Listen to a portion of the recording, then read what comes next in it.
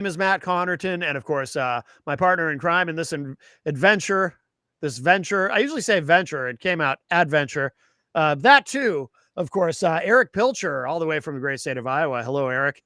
Hello, Matt. How are you? Good. I think we're streaming to. I'm trying to figure out if we're streaming to Facebook right now as well. I Let can me check see. and see if you went live. Yeah. Oh, we are. It's working. We are, yes. I see it. It is working. So, for those who don't know, the reason that's a big deal is because I was unable recently to stream to Facebook.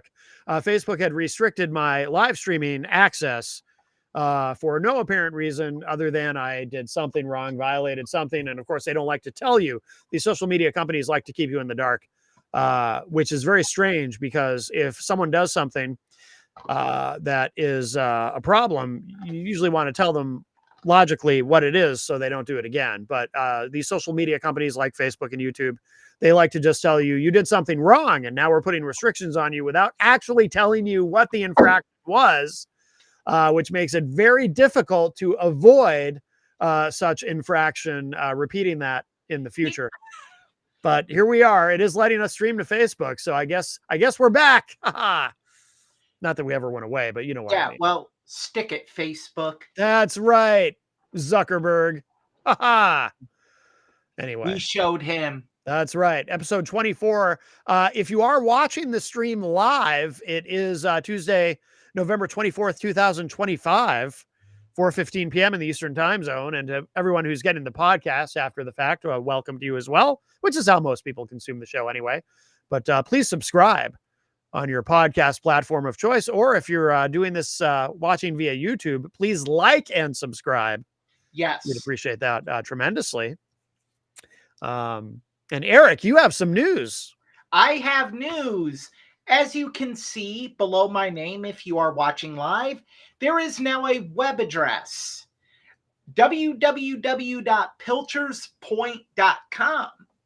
This is where you can go for blogging, where I will be blogging about a bevy of topics, whether it be political, sports, popular culture, music, movies, what have you. Whatever enters my head, and I'm like, I could write about 500 to 750 words on that. Wow. And all my social media handles are now Pilcher's Point. Oh, good. Oh, it's all encompassing. If you want to find me on TikTok, X, or Instagram, Pilcher's Point, all one word.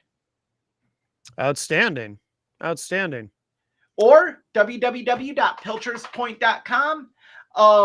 Working on getting all the classic film reviews on there and housed. That is a daunting endeavor. There is over 100 episodes of it. Yes. And figuring out how to do it. Yeah, it's funny. So on when I look at my website analytics for mattconnerton.com, I can see the ones that you've downloaded. I usually just link them to the YouTube. Oh, yeah. So that way, they get you get some runoff here. You get the hits on YouTube. Oh, yeah. So, and you do a good job of adding an image to it that ties in, that gives someone something to look at. I try. I'm better at it than I used to be. But yeah, so that's great. Well, congratulations on that, pilcherspoint.com. Yes. There will be a blog posted either today or tomorrow. Okay. Regarding controversy in the college football playoff. Ah, yes. I don't know. No, I was shocked you said, oh, yes. Yes. The controversy, yes. Matt, you have no idea. That's true. I have no idea. I told you, I don't even know how many innings are in a football game. Blog and you'll have an idea. Mm-hmm. The information will not be retained in my brain. I won't have an idea. Then that's unfortunate. I'll be closer to having an idea, but the actual idea will continue to elude me. I see. And there Yes. could be more news coming down the pipe soon with me. Did you say pipe? Pipe, pike, whatever. I say pike. I think pipe is not the correct. I always thought it was pipe. I believe it's pike, coming down the pike. I think it's one of those things Anyone everyone wants just says to wrong. chime in, go ahead and let us know which one it is. I'm a stickler for this kind of thing. Go ahead and just throw it out there. Yeah. What is it? It's Like, pike. which one of us is saying it wrong? Trust me, it's pike. Sure, it's pike. No, but no, congratulations on that though. That is very, very cool. And It is. We have a nice fancy new logo. yes. My friend Marcel, who does amazing work with logos, graphic design. Anyone interested, I can put you in touch with him. He did the Classic Film Reviews logo. He did did the Pilcher's Point logo. I'm going to see if I can pull that up. So people who are watching the live feed can see it, or they can just go to pilcherspoint.com. But if they want to just, because I do like the logo, you had sent it to me, and you know, I commented to you that it's very simple and clean, which I like. It is, and really, that's all a logo needs to be. Yeah. I think we overanalyze logos. Yeah, I think that sometimes you know, logos can be more complicated. Well, you know, it's funny. A logo that was in the news recently was Cracker Barrel. Oh, this is giving me trouble. Why am I having trouble getting to the logo? Oh, because it's still downloading. Oh, it's taking a minute to download here. But yeah, you know, like the whole thing with the Cracker Barrel logo was really funny. I don't know why this is taking so damn long. It's weird. But it's down to about 10 seconds, and we'll have the logo. I can pop it up on the stream. But yeah, logos, it reminds me of the Matt Connerton Hypnosis logo, in that it's you know, simple and clean, but also very clear in terms of what it is, what it's supposed to be. Okay, I have it now. Let's get that up here on the screen for everybody to see. What is going on here? Wait, let me see is this it? Nope, that's not it. Well, that's me at Notre Dame. Matt?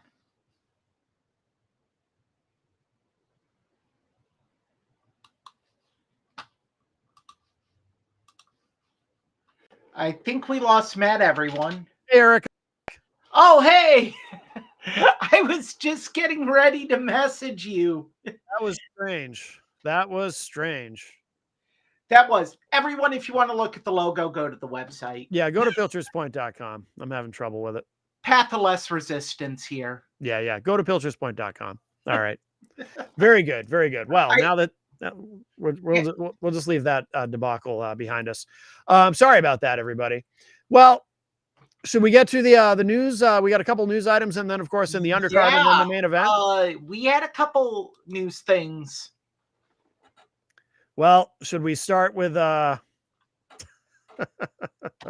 this? I definitely have a picture for.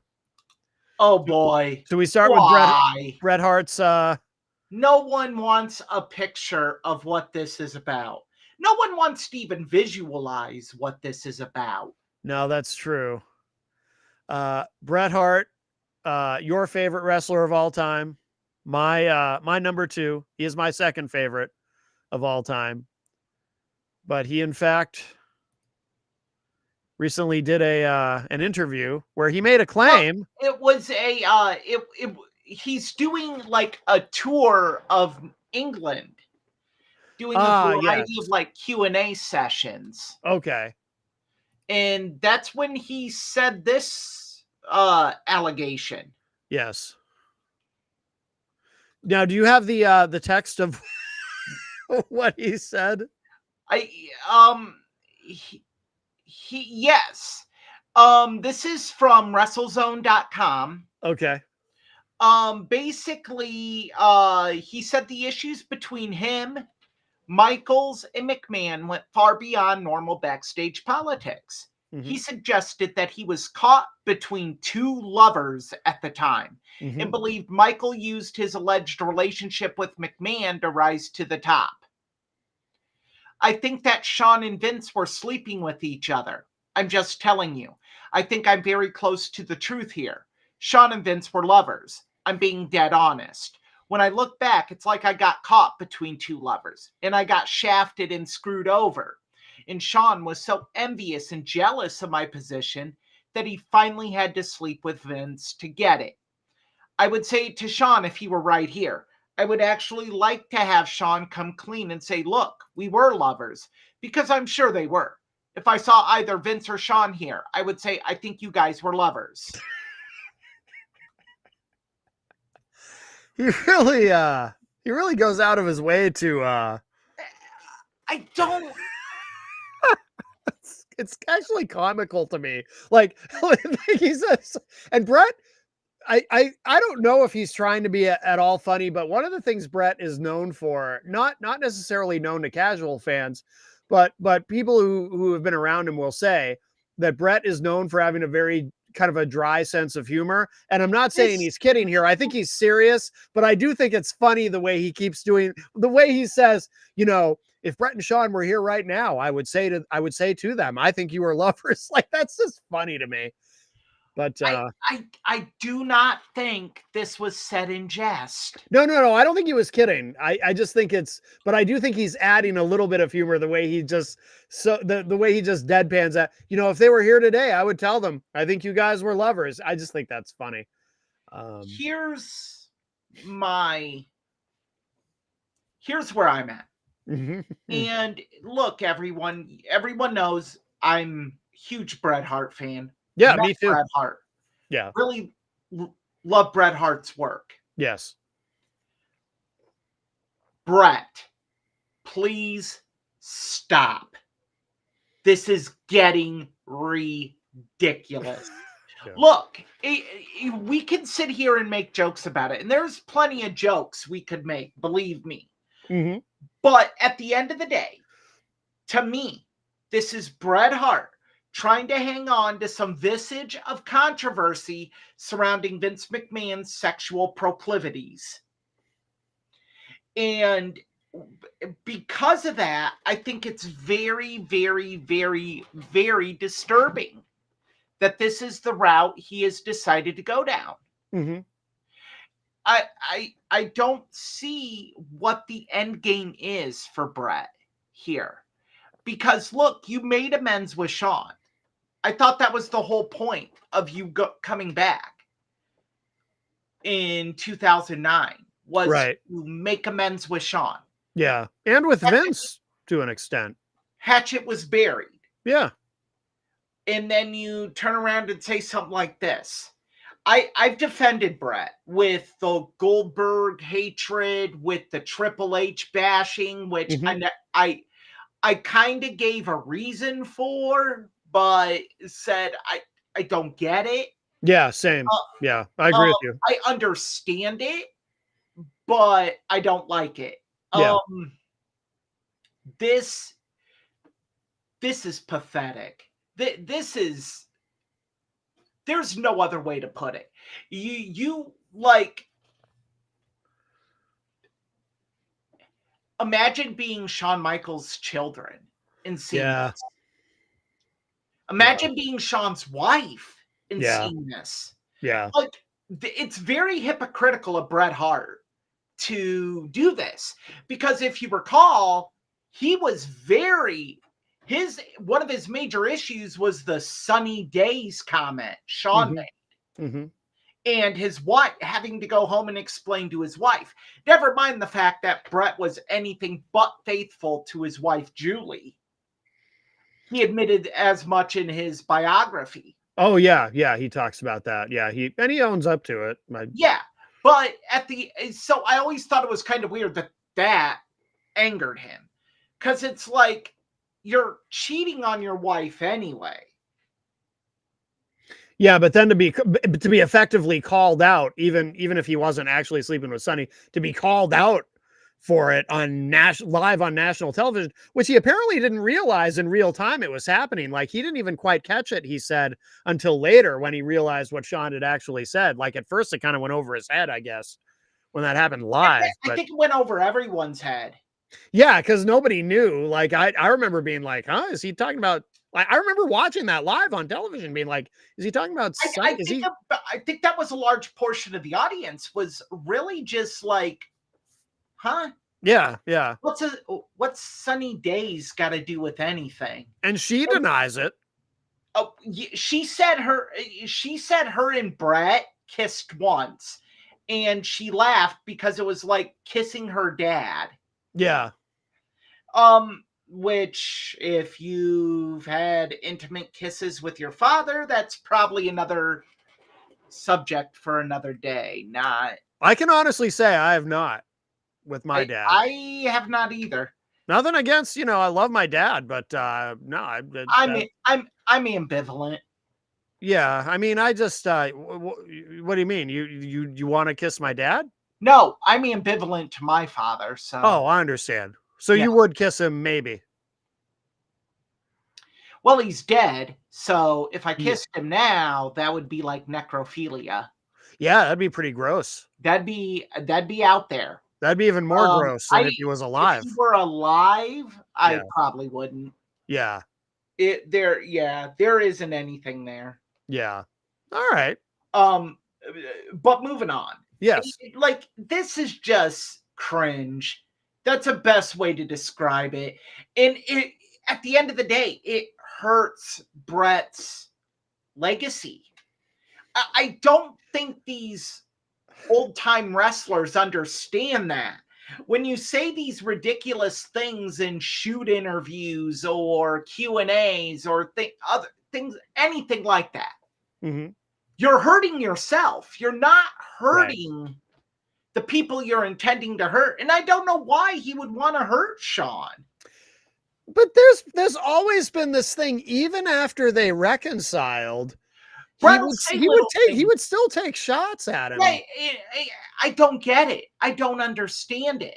I mean, nothing to this extent, but he would still take shots at him, and over time, it's like the whole afterglow of the forgive me for using that term, but of their reconciling seems to have worn off little by little over time from Brett's side, at least, where he's gradually been taking more and more pot shots at Sean when the subject comes up, and then eventually to the point where, well, now he's saying this. It really is, and it's sad. It is so sad. No, I agree. On so many levels. Like, Brett could probably, I'm not gonna speak for Brett because I'm not Brett, but Brett could theoretically do a tour just based off stories he has. He doesn't need to say these things. No. And I give this little to no credit at all. Yeah. I look at this and you give it no credence, you mean? You don't think it's true? None. This is the most ridiculous thing I have ever heard in my life. Yeah. For all intents and purposes, we've never heard of Shawn having relations with the guy. And I'm pretty sure Shawn Michaels, there's enough people from the Attitude Era that have an axe to grind with Shawn Michaels that's true. Something were to have happened like this, it would have come out. However, to be fair, Brett is not the first person to ever say this. Who was the other one? One of the Road Warriors. I don't remember if it was Hawk or Animal had said something about this before. Yeah, I mean, if it was Hawk, that's reliable. I'm just saying, Brett's not the first to ever say it. I get it. I don't think it's true, but I'm just saying. I give it no. like if he would have said like X-Pac, I'd have been like, I can see it. Yeah. No offense to X-Pac at all, but X-Pac's a crazy guy. Mm-hmm. You know, yeah, I Yeah. would have been like, do your own thing, I guess. You know, So I think I'm gonna play psychologist here. I think that Brett. I think where this really comes from is I think that Brett is on some level jealous of the because from by most accounts, you know, Vince McMahon took on very much a paternal role in the lives and careers, but not just the, you know, the careers, but really in the lives of both Shawn and Brett. And I think if we think of it this way, so Vince is the father figure, Brett and Shawn are the brothers, and Brett is jealous that Dad loved Shawn more than him. Dad loved them both, but Dad loved Shawn a little bit more because Dad was willing to put up with a lot of Shawn's shit. And granted, Shawn behaved in ways that Bret Hart never would anyway, because Bret was always very professional. But whereas Shawn went through a period where he, by all accounts, was not. I think that some of this, I think Bret carries resentment towards Shawn because Shawn, he feels that Shawn was Dad's favorite in this uh metaphor, you know, with Vince being Dad. Shawn was Daddy's favorite. Why wasn't I Daddy's favorite? I think that's where this comes from. I can see that in yeah, in some sick, twisted world way. That makes some. Sorry, I'm adjusting my camera. My apologies. Oh, that's okay. I don't even think in a sick, twisted way. I think it's actually normal to have those kinds of feelings. I mean, that's you know, being human. You know, I get it.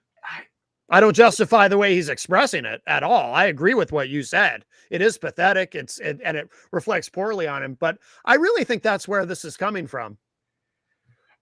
You know, I'll go with that because it makes a hell of a lot of sense. But just it needs to stop. Oh yeah. Like the bashing Triple H, the bashing Shawn, like Goldberg, I even get Goldberg. Like, fine, yeah, dude ended your career and cost you millions. Fine.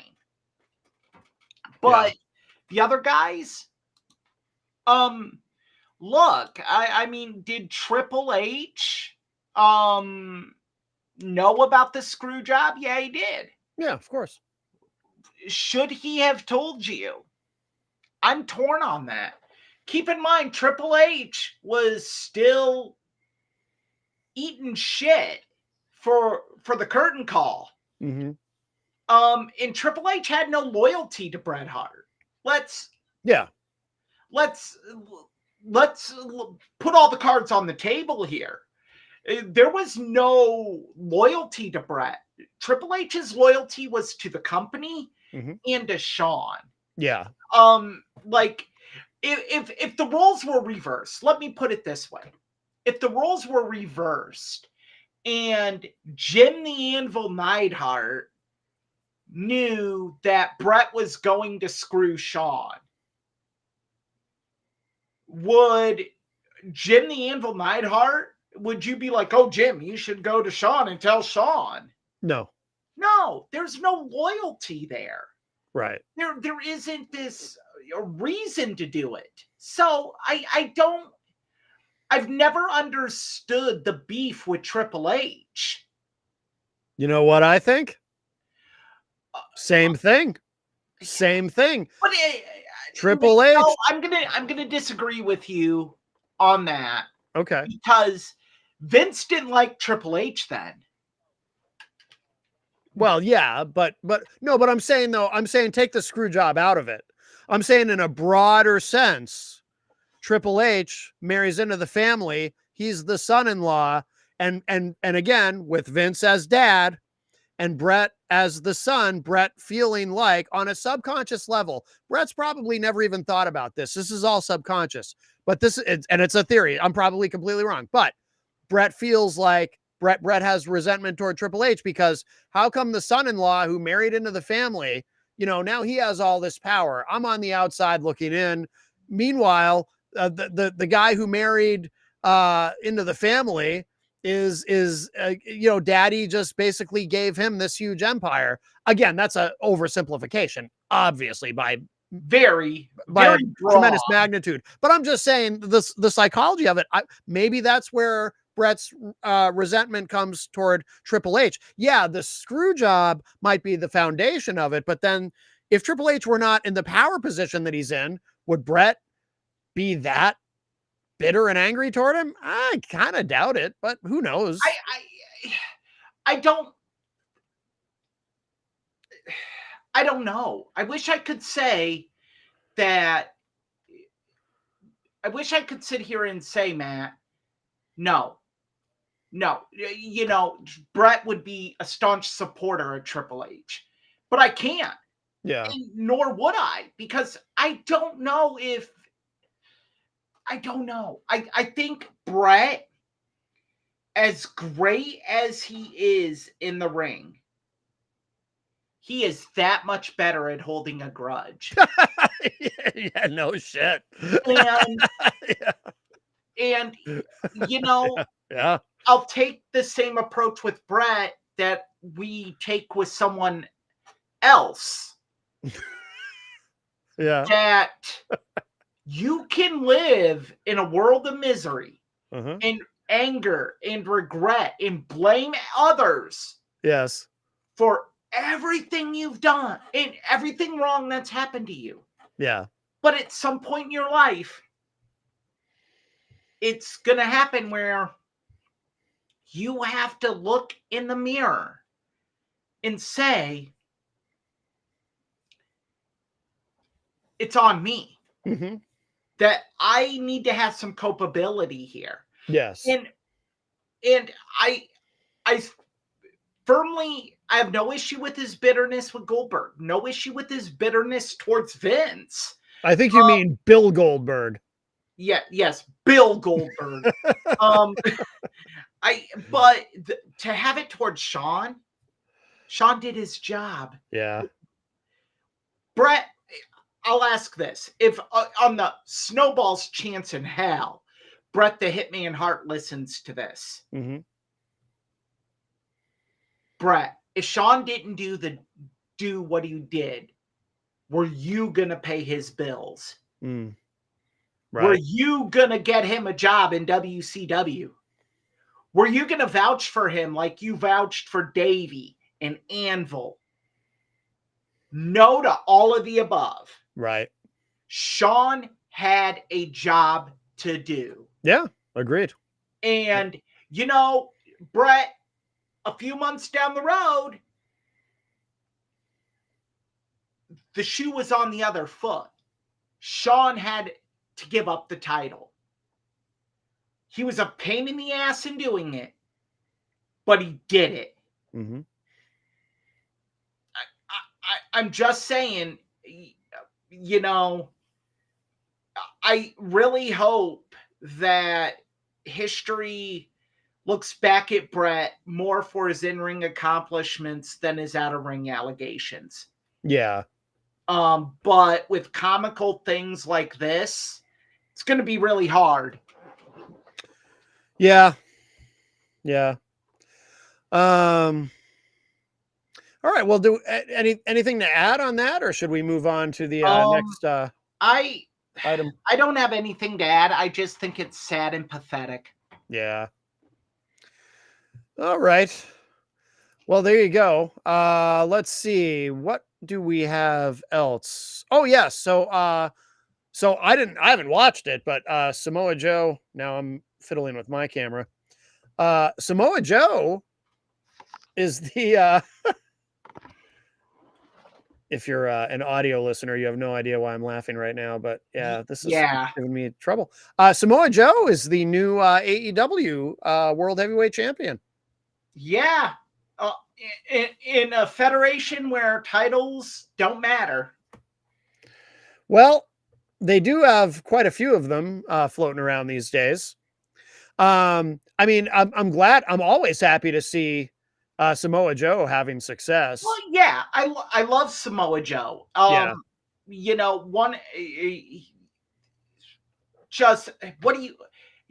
Anything I say isn't going to do justice for the guy. yeah, But look, here's my problem,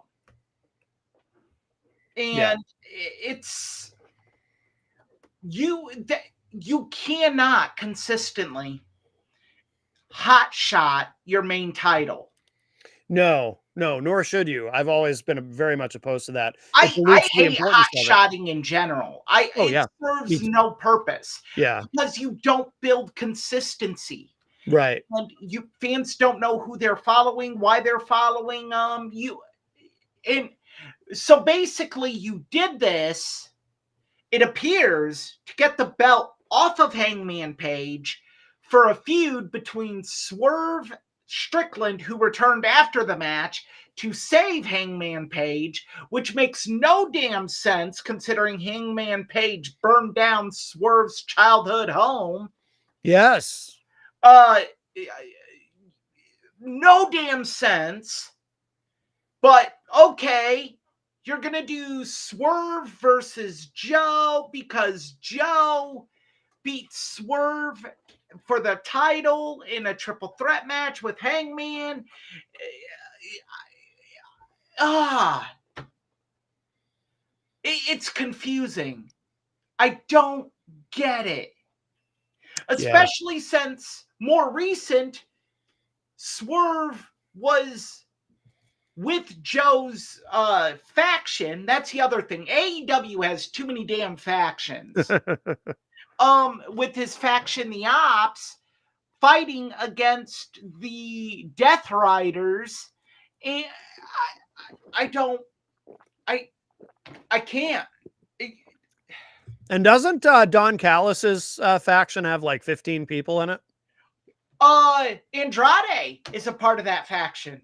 Oh, Good to good. know. Hmm. Yeah. Well, I'm happy for Samoa Joe, but I haven't. I mean, as far as the rest of it, I haven't paid enough attention to AEW I recently. got a headache just explaining it all. Yeah. None of this makes sense. Yeah. And that's the problem. And I feel like anytime we talk about AEW, I say this: you cannot sit here and book for what you want to see. You have to book for what makes sense. Right. Yeah. Does it make sense for a midget to run into a Mack truck? No, it doesn't. Then why are you doing it? Did they do that in AEW? No, I'm saying, like, would it make sense for a midget to stand in front of a Mack truck like it was Tiedemann Square? Because I know someone who would love to write something like that, bro. Oh dear. He probably will for Juggalo Championship Wrestling. Goodness gracious. The wheels are falling off here real quick. Yeah.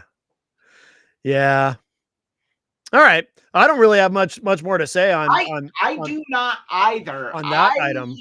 Like I said, I haven't watched. I'm happy for Samoa Joe. Oh yeah.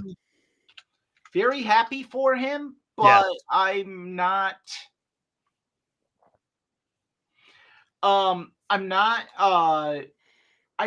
it just doesn't make sense to me. Yeah. Austin tried to explain it to me why it makes sense, and I'm like, you're not you're not gonna have it make sense. Does he follow AEW more closely than either you or I do? Yes. Okay, so it might well. No. My screen just went black. You still there? Yeah, I'm here. My monitor just went black. I see you. You see me? Okay, that's good. Yeah. I don't see you for some reason. Trying to figure out why. That's really weird. All right, my monitor's I just restarted my monitor. You still see me? Oh, there we go. Yeah, you didn't go anywhere, Matt. Okay, good. That was really strange. That's never happened So, before. note to self, we can never have this show on a Tuesday again.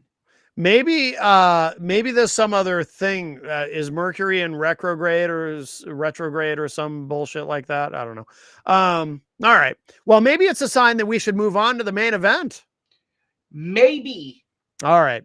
So the main event on this week's Tough Bumps is War Games at Survivor Series coming up Thanksgiving weekend. It isn't War Games.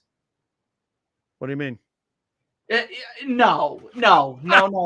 I didn't say it right. Look, it's rant time with Eric. Okay. This is not War Games, people. This is a WWE dumbed down version of what War Games used to be. Oh, I thought you were going to correct me by saying it's not War Games, it's War Games or something like that. I can't do it. It hurts my throat. No, it's two rings covered in a steel cage. Oh, okay. So you're not, I didn't realize this. You're not a fan of the modern day War Games, it sounds like. No, it's stupid. Oh, okay. If I wanted a double ring cage match, just call it a double ring cage match. Just because you're using some of the rules of War Games doesn't mean it's War Games. But it is easier to just say War Games than to say double ring cage match. War Games is only 2 syllables. Well, yeah, but it's not War Games. Like, okay. Okay, if you go over to someone's house this Thanksgiving, Matt, and they're like, oh, and they tell you we're having turkey, you get there and they're like, oh, we're having turducken. Ew. Thank you. It's not turkey. Well, it's turkey and a duck. I would be repulsed. I would leave. I would say, Happy Thanksgiving, but I bid you adieu.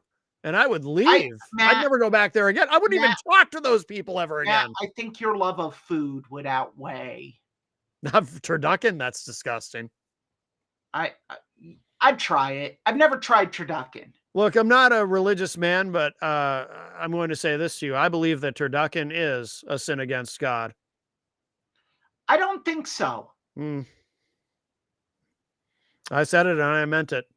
But I don't think it would be. I think so. But I think God would be more cool with a turducken. That's not theologically sound. How dare you? Now, I'm curious to know though. So because you are much more familiar with War Games than I am. Because the bulk of the War Games I've been exposed to, the quote unquote War Games, is the modern WWE version. So what is different about War Games? Well, previously? War Games was originally 2 rings encased in a cage with a mesh roof over the top. Okay. No way in, no way out. Once you're in, you're in. Okay. And the rules were kind of hard to follow. That basically everyone had to be in before the match was decided. And you only won by pinfall or submission. Okay. That is it. Okay. No other way. And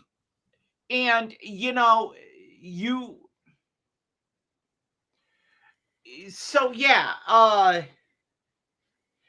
and look, because where the idea came from is Dusty Rhodes got the idea from watching Mad Max Beyond Thunderdome.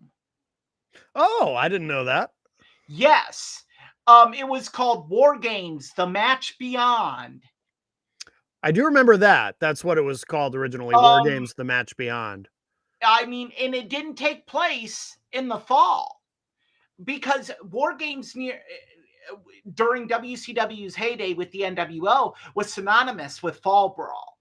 No, it took place at the Great American Bash. Okay. originally. It was done as a way to blow off multiple feuds while jump starting new feuds Okay. within this cage. And it was a brilliant idea. And I remember seeing my first War Games and just like, man, is this crazy? It was Hulk Hogan, Sting, Macho Man, and Lex Luger versus the Dungeon of Doom. And it was crazy. And then, of course, I went to the video store and wanted to see more of this match because I'm like, man, they're jumping in between rings and guys are hanging on the top of the cage kicking people. That was Randy Savage's contribution to the match. Savage got on the roof, held on to the roof, and kicked people. Yeah. So it really was different. Yeah.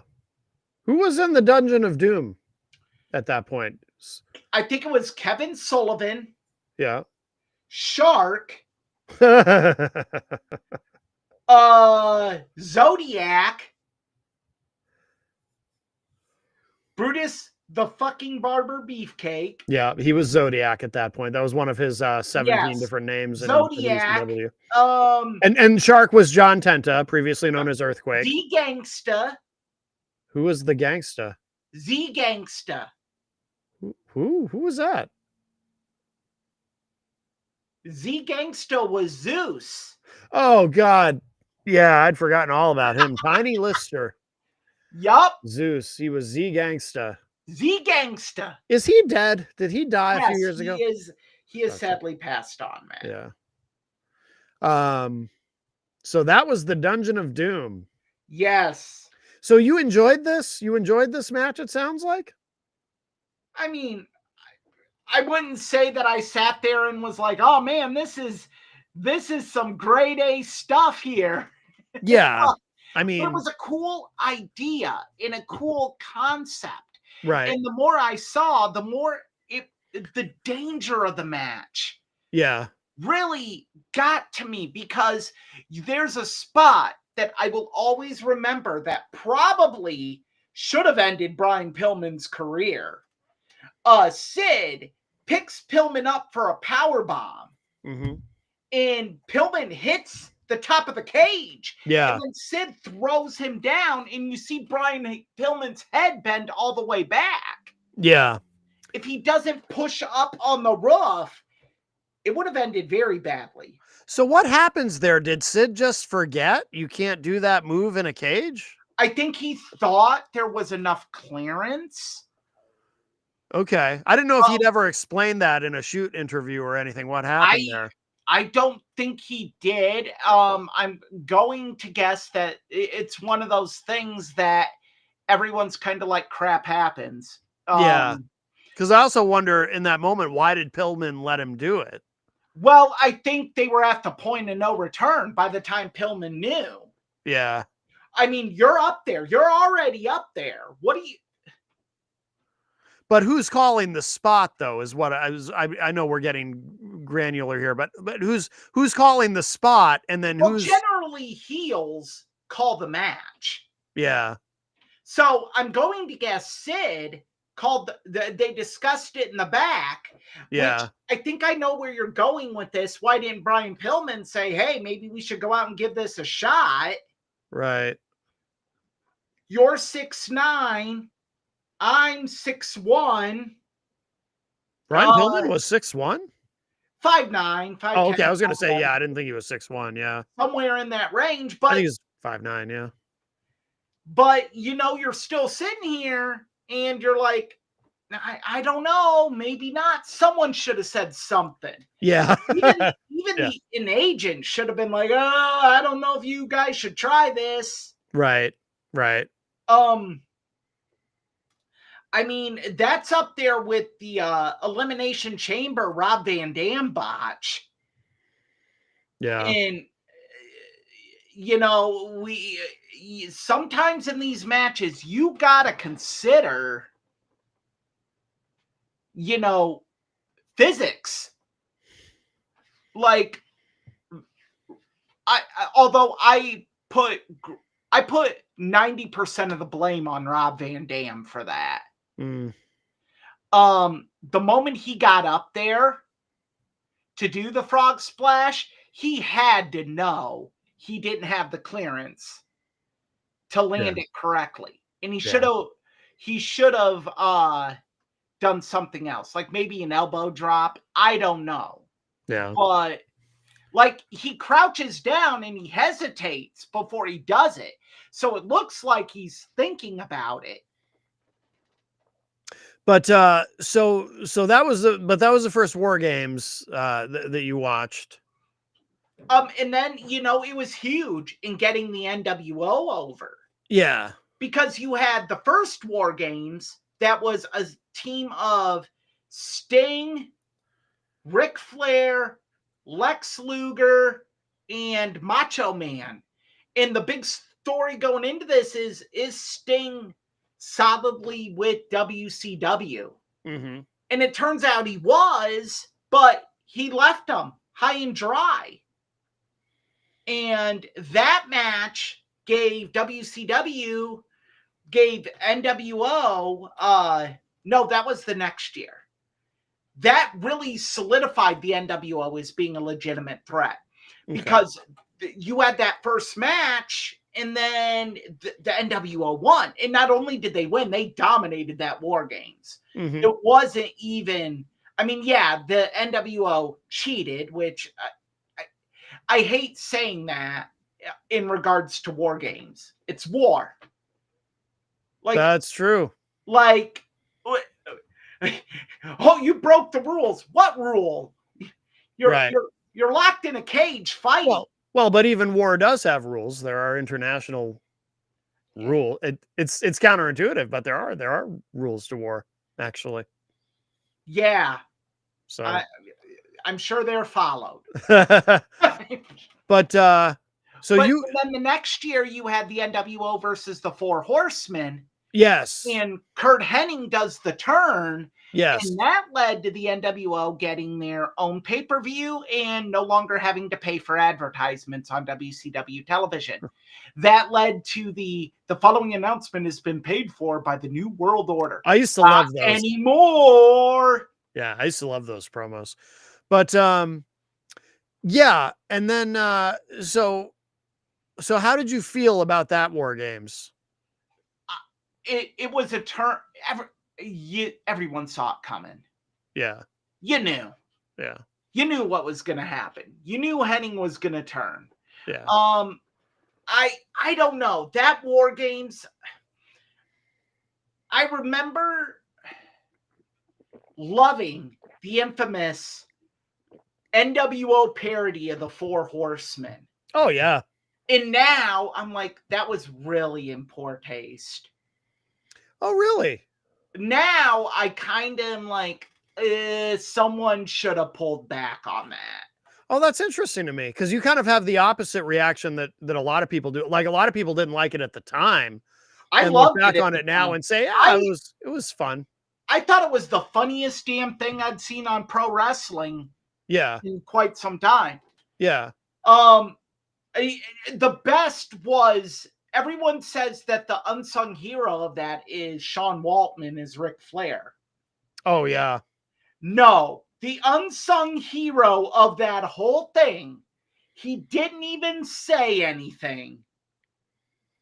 Conan as Mongo McMichael. That was funny. Throwing the football.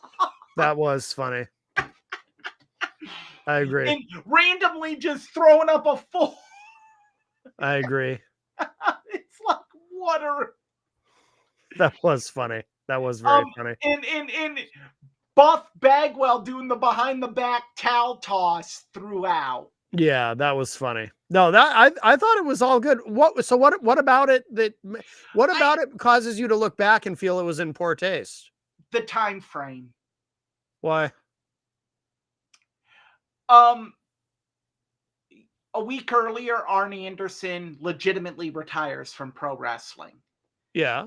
And a week later, you mock him in the way they mocked him. It goes back to what I said about Brett. And Arn Anderson's children were watching that episode. Yeah. It's like, ugh. Yeah, it's heat. I don't have a problem with it. I never had a problem with it. It's not a big problem. It's one of those that I watch it and I'm like, they crossed a line, I think. They crossed a few lines, maybe. Yeah. But other than that, I don't understand the vitriol people have for it to this day. Yeah. There are people that hate it to this day. Jim Cornette you want a Cornette rant. Oh yeah. Man.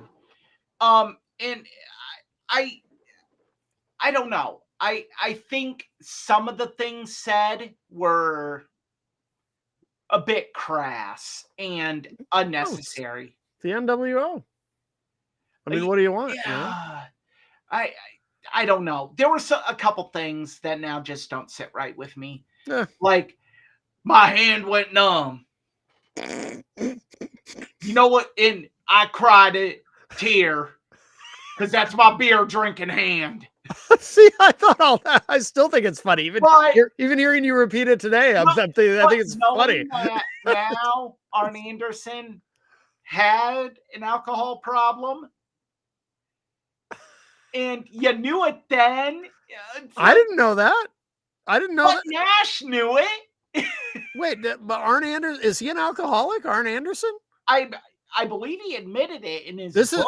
This is new. Oh, okay. I haven't read his book. I was going to say this is news to me. I've never heard that. I mean, I know the Four Horsemen like to party. He hasn't admitted to having an being an alcoholic. He has said he has a problem with excessive drinking. I take that to mean as another way of saying he's an alcoholic. No. As someone that is a functional alcoholic and actually been diagnosed as such, no. Okay. You're skirting the fact that you're an alcoholic. Okay. By saying I have a problem with excessive drinking to a common person such as yourself, yes, that means you're an alcoholic. But to an alcoholic, you're like, oh, I'm not an alcoholic. I just drink too much sometimes. Right. And it's like, so it's not that bad. Mm. So, yeah, I don't know. But look, I'm a firm believer in anyone that was a member of the Four Horsemen in the 80s probably was a raging alcoholic. Oh, yeah. Yeah. I mean, of course. What?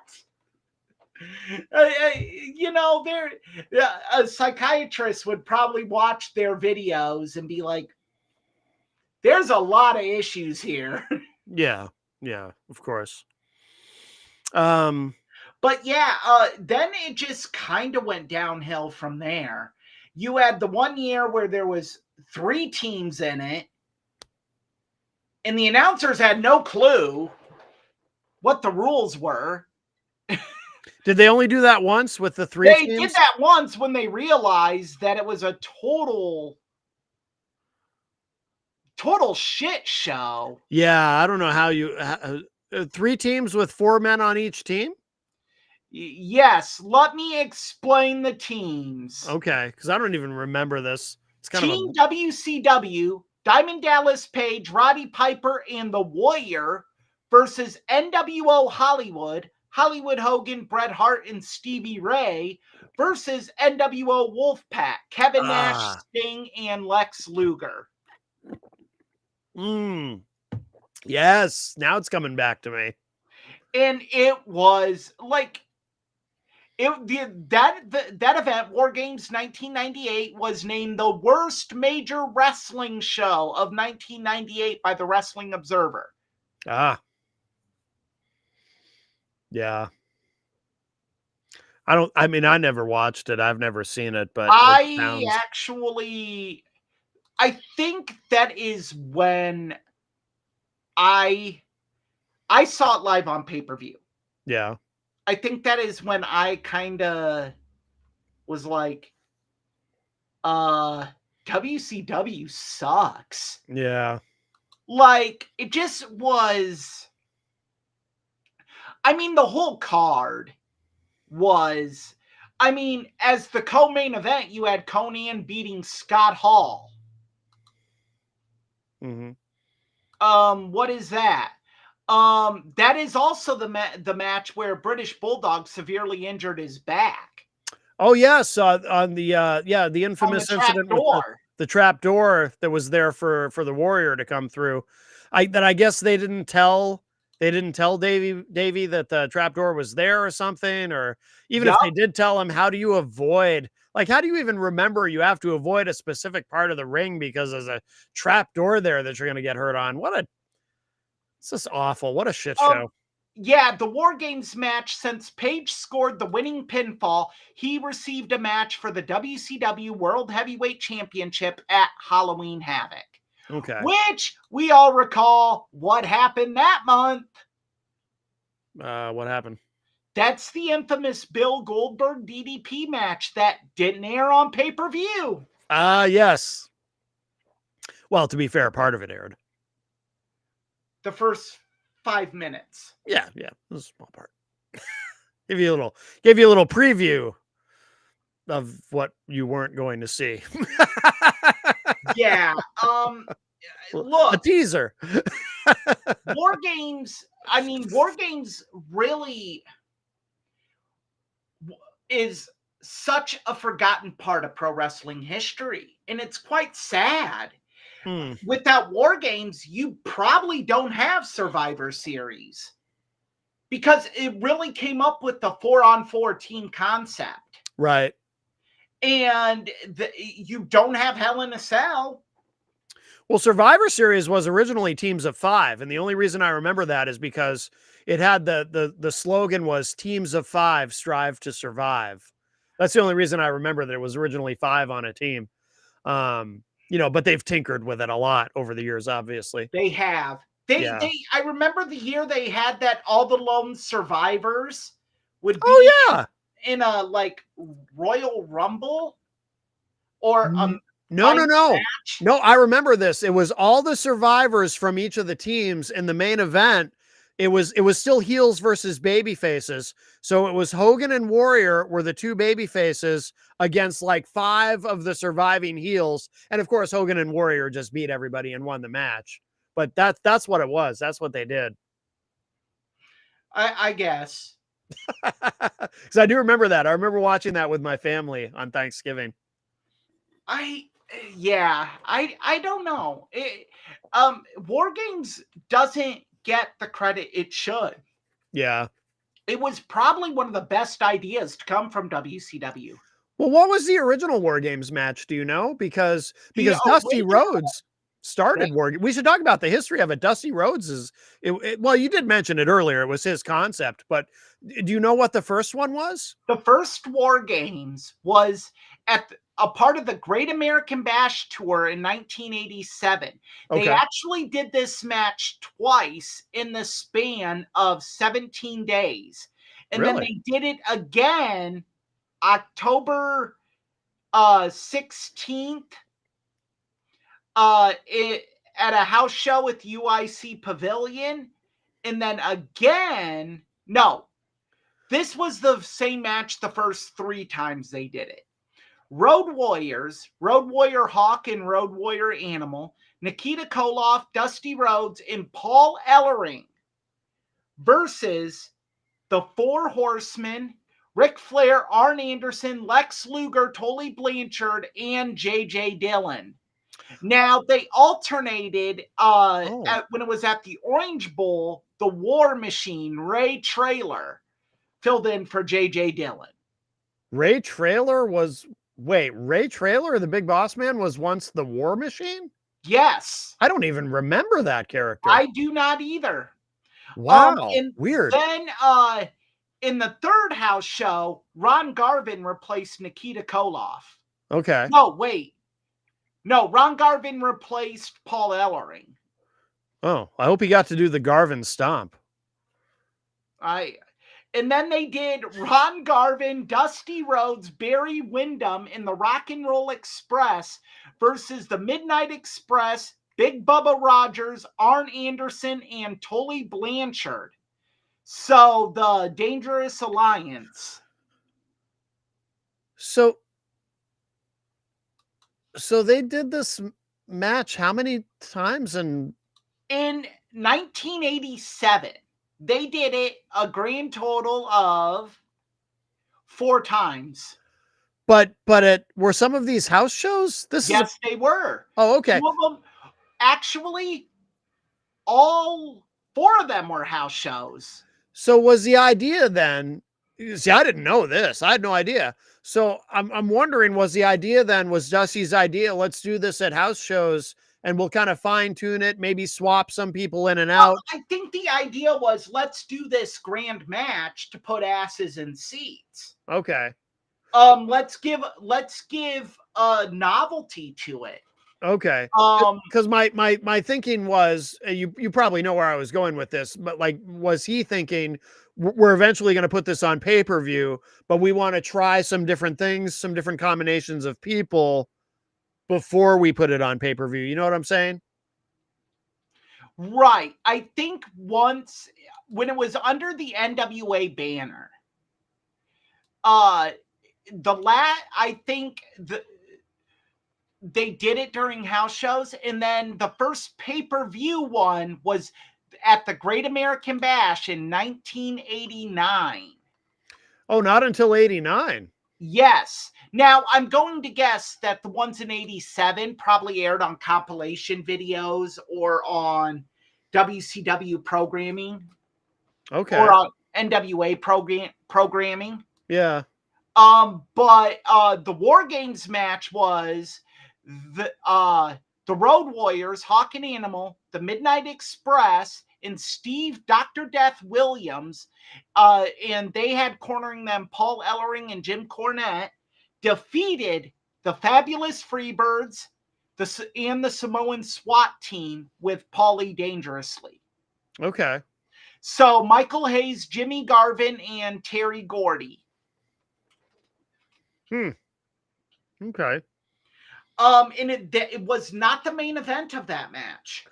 Really? No, Ric Flair versus Terry Funk for the NWA World Heavyweight Championship was. Well, that makes sense. That was a big deal. That was a big program. Yes. Okay. So that was the first one on pay-per-view. Yes. Okay. That is the first one on pay-per-view. So that was 89. Yep. 89. Okay. The rest were headliners for the Great American Bash tour. Oh. And then they followed it up August 6th. They redid that match at the Omni. Okay. And then Wrestle War 91 was the Four Horsemen versus Sting, Brian Pillman, and the Steiner Brothers. That is the one with the infamous powerbomb spot. Oh, okay. That was 91? Yes. Okay. And then once again, they had it on the Great American Bash tour. Oh. And then they Wrestle War 92, Sting's Squadron versus the Dangerous Alliance. And then in 93 is where it found its home in Fall Brawl. Okay. And that was the infamous, that was the match that had Sting, Davey Boy Smith, Dustin Rhodes, and the Shockmaster. Yes. Both the worst and best thing that ever happened to Fred Ottman. No, I'm going to go with the worst. The best is when he won the tag titles with Earthquake and WWF. Oh yeah, that was pretty great too. Yeah. But again, we sing the accolades of Fred Ottman, as we should. Yeah. This guy has embraced the Shockmaster. Well, that's the thing. That's why I say it's both the worst and the best thing that ever happened to him, because I mean, he carries the mask with him to conventions. Yeah. Yeah. I mean, it made him a legend. You know? I mean, God bless him. Okay, so then when did War Games, once it found its home, as you put it, with Fall Brawl, did it then stay there until all the way Yes. until the end of WCW Yes, effectively? it did. Okay. There was one on Monday Night Nitro, Oh. September 4th, 2000. Oh. The last one to be held at Fall Brawl, it was held every year at Fall Brawl from 93 to 98. Okay. Apparently, they thought the one with 3 teams meant no one cared about Fall Brawl, Uh when it should have been no one cares about 3 teams yeah. being, yeah, Well, well, that, and I mean, with more creative booking, they probably could have gotten it over, but also the whole the NWO Civil War, as I thought of it, you know, with the black and white versus black and red, was so oddly presented and incoherent. They could have done something really interesting there, but they didn't. Instead, it was just bizarre. And yeah, so, on the VHS cover of Fall Brawl 98 is a photo of Goldberg in Sting arm in arm walking away from the ring with Goldberg holding the title. Goldberg wasn't even on the card. that was WCW for you.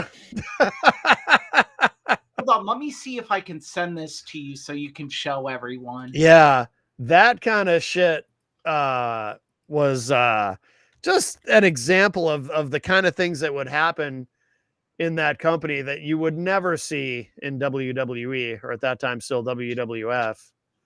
Just really inexcusable, just embarrassing stuff like that. Yeah, I mean, it's not good. No, no, It is not good. no. Here it is, Matt. Okay. All right. All right, let me download that and I'll put it up. If you need any further explanation. Let's see here. I'm gonna do it this way. Yeah, I don't think I've ever seen this this image before. Let me grab it here. But this is what's on the cover of This the is the VHS for War Games 1998. that was the As you cover. can see in the background, the ring apron is Monday Night Nitro. Yeah. And Goldberg isn't even and Goldberg isn't even on the card. Nope. That's so embarrassing. I mean, to be fair, Sting was a member of the Wolfpack, so he did have the red face paint on He the card. did. He was representing the red and black, yes. Yeah, but nope, match didn't happen. Goldberg wasn't even on the card. Wow. That's really bad. So then War Games died with WCW, and then Not necessarily. okay. Florida Championship Wrestling did it. Oh, Or was it Ohio Valley? When it was either Ohio Valley or Florida Championship Wrestling did it. Cornette was Ohio Valley, right? Yep. So yeah, it was Ohio Valley. Okay, so they did a War Games. Interesting. Okay. Yeah, it wasn't well received. Okay. But it came back in 2017 NXT Takeover War Games. Yep. They tried it for 4 consecutive years, and then it came back in 2022. Yeah, because there's been a thing with NXT where they bring back sometimes they bring back some of the old WCW intellectual property. Yep. Which I think is cool. I don't know how you feel about it. Personally, I like it. I think it's cool. And obviously because WWE purchased WCW and all the IP, you know, they're free to do that. That's why they're able to use all this stuff. One of the things that made that such a shrewd thing for Vince to do at the time. So I like it personally that they do that. We should mention All Elite Wrestling has incorporated their own version of War Games. They have? The Blood and Guts match. Oh, yeah. That's true. But yeah, Combat Zone Wrestling has done it in their Cage of Death with those rules. ECW held a version known as the Ultimate Jeopardy Steel Cage Match. that's a mouthful. Yes, they only did it once in 1994 between Shane Douglas, Mr. Hughes, and the Public Enemy versus a team of Terry Funk, Road Warrior Hawk, Kevin Sullivan, and the Tasmaniac for the ECW World Heavyweight Championship. Wait, so the belt was on the line? So how did that work, I wonder? The main, basically, the main event was an Ultimate Jeopardy steel cage match. Each participant had a stipulation which would be implemented if they were defeated. Okay. Terry Funk, whoever defeated him, would win the ECW World Heavyweight Championship. Okay. Road Warrior Hawk, he could no longer call himself Road Warrior. Kevin Sullivan and the Tasmaniac would be forced to stop teaming together. Shane Douglas, his head would be shaved. Mr. Hughes, his manager Jason, the sexiest man alive, would be locked in the cage for 5 minutes with members of the other team. The Public Enemy, they would be forced to stop teaming together. Holy overbooking, Batman. Douglas pinned Funk to win the ECW Heavyweight Championship. Okay. So the best way to go about that. Yeah. Most straightforward path. Yeah, makes sense. So just to kind of, I guess, bring us up to present day. So you're not a fan of like, I enjoyed last year's War Games match. I think they do what they do with what they have is fine. Okay. I don't know. I've heard Triple H's logic that, we already have a cage match with a roof and it's Hell in a Cell. No, that's a cell. This is a cage with a roof on it. Yeah. There's a difference. And I get that wrestling has evolved and now everyone wants to do their flippy-doo dipshit dunkaroos off the top of the cage. Yeah. So fine, but it takes away from War Games, because to me what made War Games cool is these guys were enclosed in there. Mm-hmm. And the only way to win was that you were going to have to you're going to have to fight it out. No one else was getting in there. No one else is getting out of there. Right. Yeah. Well, I mean, so it's different. And I don't know. I don't like the idea of them being able to escape. I think you really could unleash the creativity of the individuals in the match if you had the roof, because then they have to figure out, how do we get weapons in there?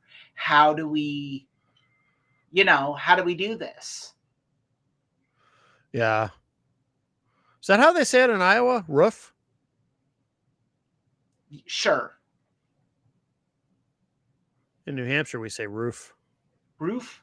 Yeah. Well, you're more sophisticated than we are then. When you say roof, it sounds like you're talking about a dog barking. Roof. Is you finished or is you done? My Northeastern elitism. It comes through. Go play with some maple syrup, man. Yeah, well, we are right next door to a maple syrup state. You are. Play with some maple syrup, listen to some vanilla fudge. Yep. Well, any other thoughts on War Games as we approach War Games coming up Saturday? I think, like I said, WWE does a great job with what they have. I Yes. just, being someone that enjoyed war games and grew up with war games, it just feels like a cage match to me. It Yeah. doesn't have that special aura about it. Like, I'm gonna see something crazy tonight. Oh, this I don't think I'm thinking of the right thing. I think I'm thinking of something else. But tell me this: was there some sort of thing with the original War Games match where it's because you've got two rings, right? Yes. Was there something that started in one ring? No, that's World War III, where they That's had World three War Three. rings, and that was a mess. Oh yeah, yeah. That Okay, was a mess. okay.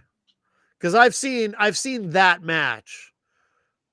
I remember that with multiple where it starts in one ring and then Yup. eventually you go to another ring and it's just It's a train wreck. yeah. Okay.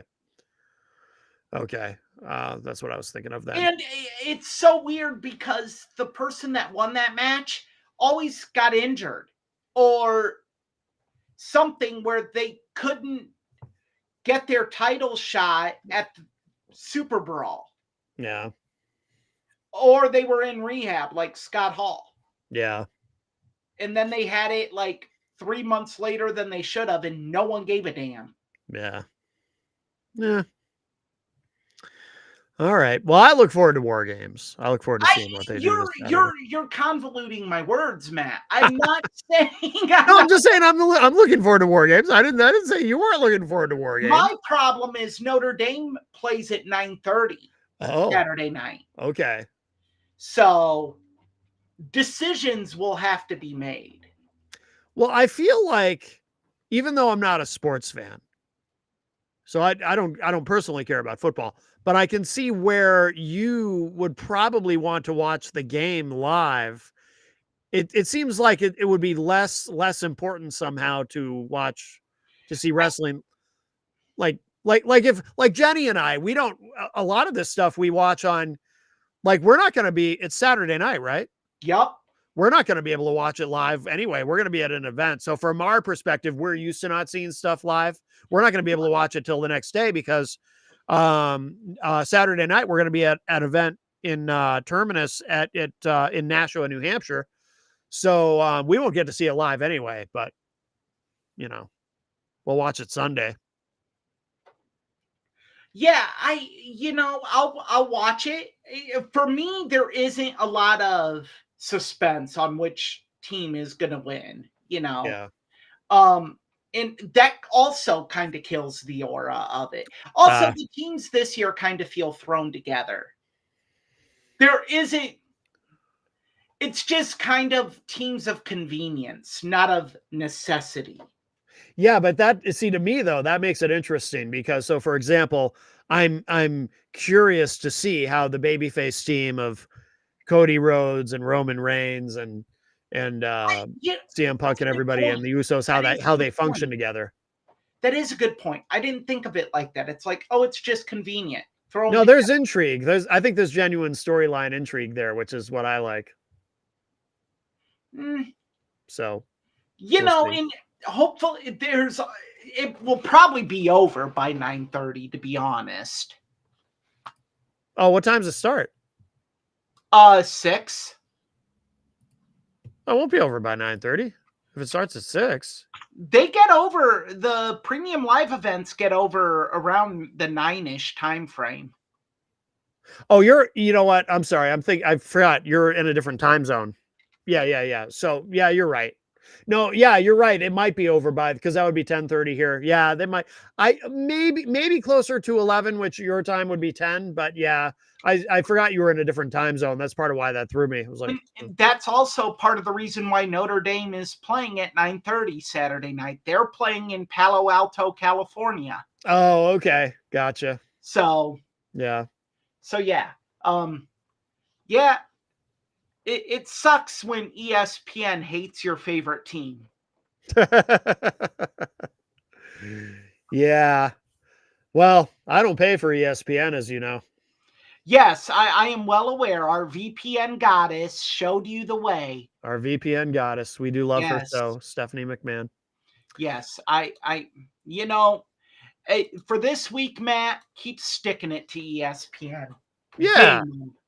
that's right. That's I'll right. change my tune next episode because we're off this week. Yeah, yeah. We, What are we doing? We didn't talk off air at all, I don't think, about what we are you doing know for what? the next episode. Stay tuned, everyone. Matt and I will talk about it. And if you care to find out what we're going to talk about on the next episode in 10 days, go ahead and join us. Okay. You know, I have an idea. You know what? I have an idea. Okay. Since we'll be approaching the month of December, Mm-hmm. December is known for a very historic pro wrestling pay-per-view. Yeah. The history of Starrcade. Oh, I thought you were going to say December to dismember. I was going to be like, Oh no, there's no reason. Like, no. it's so bad because then we go right into our John Cena extravaganza. Yes. So yeah, I believe that will be let me pull up my calendar here. Calendar. There it is. Wait. Where's my calendar? Uh-oh. There we go. Found the calendar. See? Okay.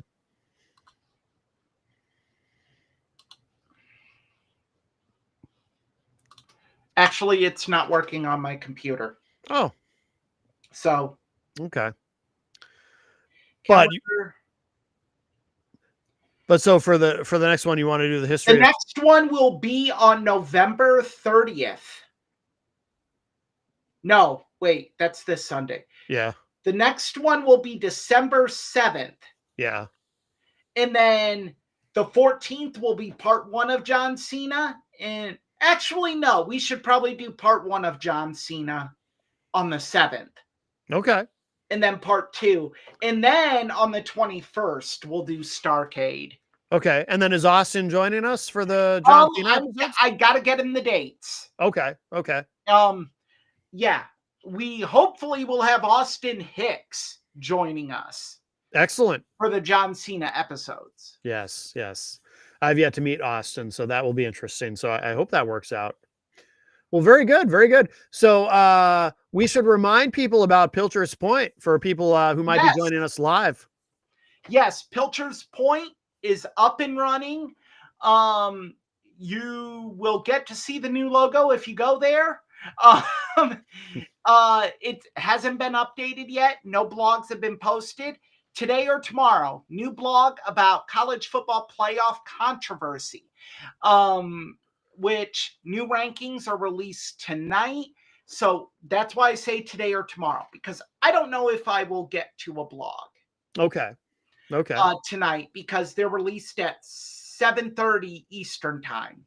Okay. And yeah. So yeah, I hope to be doing anywhere between 1 to 3 blogs a week. Classic film reviews will be consistently updated to include recent ones. Mm-hmm.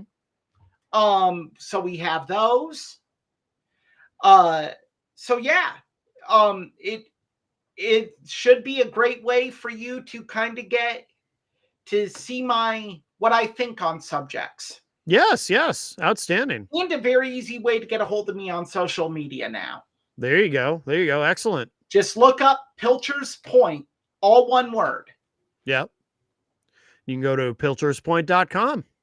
Pilcherspoint.com. Pilcher's Point on Instagram, X, and TikTok. Excellent. Excellent. Or Eric Pilcher on Facebook. Okay.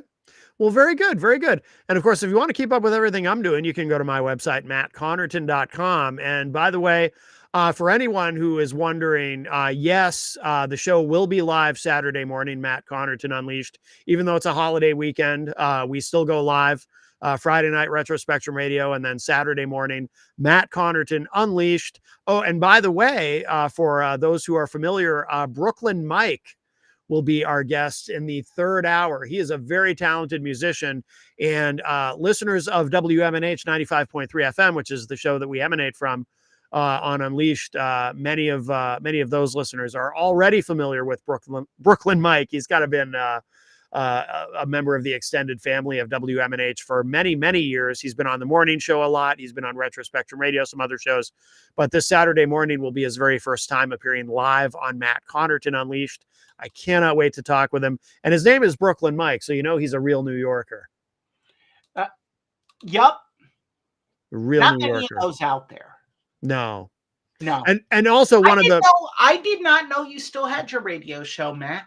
Oh, I do. Yes. I had heard, I don't know from where, somewhere, I think it's pretty irrelevant, that you no longer had your radio show. No, still got it. Still got it. Hey, all right. Brooklyn Mike will be on. And Brooklyn Mike, by the way, he's a New Yorker, but he's one of the nicest people I've ever met. Not many people, I'm not going to say anything. Yeah. Yeah. It's he's a really good guy. Like Thumper said, if you can't say anything nice, don't say anything at all. That's right. Except right. Go Boston. Well, thank you, everybody. Thank you so much, Eric. Thank you, everyone. Hope you enjoy. Like and subscribe. If you have any ideas or you want to hear us talk about something, by all means, let us know. Yes. And happy Thanksgiving. Happy Thanksgiving. What do you have planned, Matt? Jenny and I are going to stay here, and I think we're having pizza. Okay. She gave me the option. We were at the grocery store. She said, do you want me to get a turkey for Thanksgiving, or do you just want to have pizza or something? I was like, yeah, let's have pizza. I'm fine with it. Rocky and I will have our holiday feast. Yeah. New York strip steak with pumpkin pie, Grand's biscuits. Yeah. Yep. So no turkey for you either. No, but mine's still a good holiday meal. It's not pizza. Yeah, pizza's my favorite food. I mean, my ex-wife will be joining us as well.